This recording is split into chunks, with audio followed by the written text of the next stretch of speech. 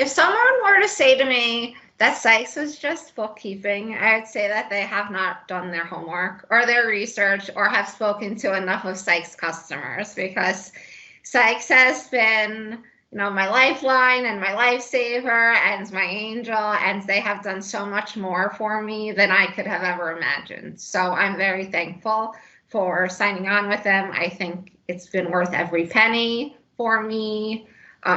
They have saved me so much time and energy and resources, and their knowledge is just so far beyond anybody else's in this book of business, that I'm just so appreciative of everything they've done. And I wouldn't go with anybody else.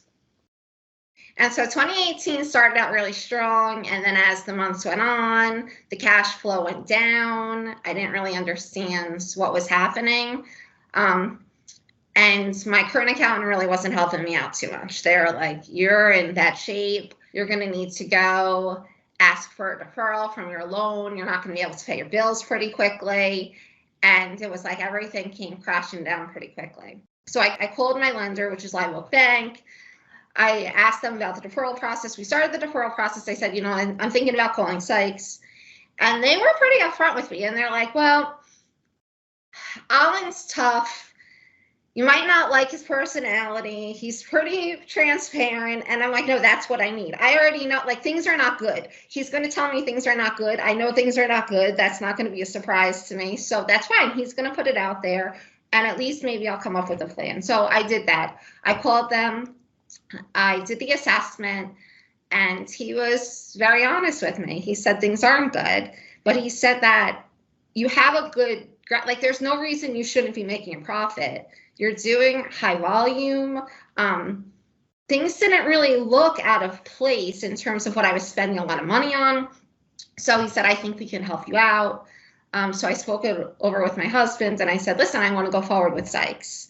I said, I was really having a hard time with the books. I didn't understand the books.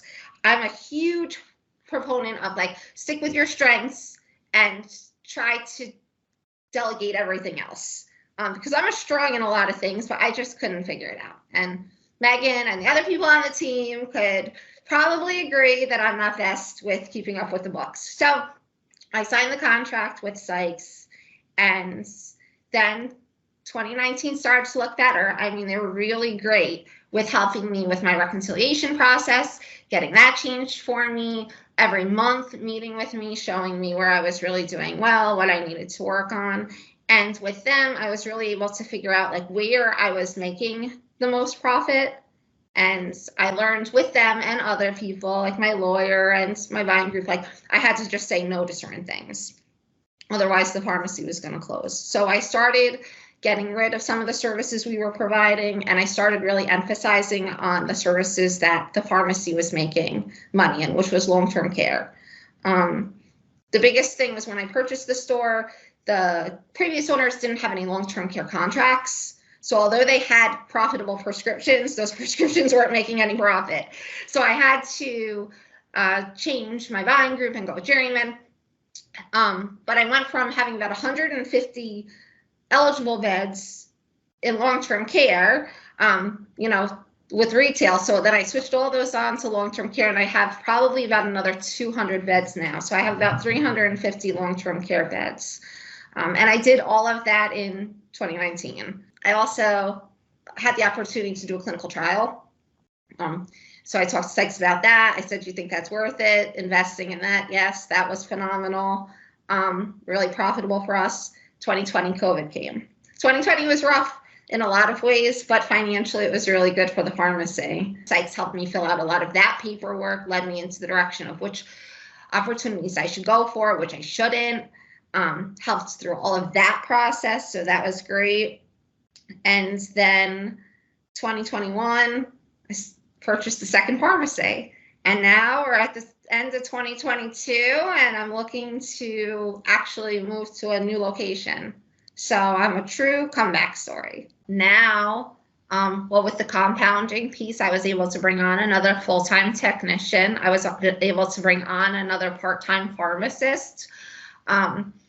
with the addition of the store, I'm going to be able to bring on another pharmacist. So we're definitely growing.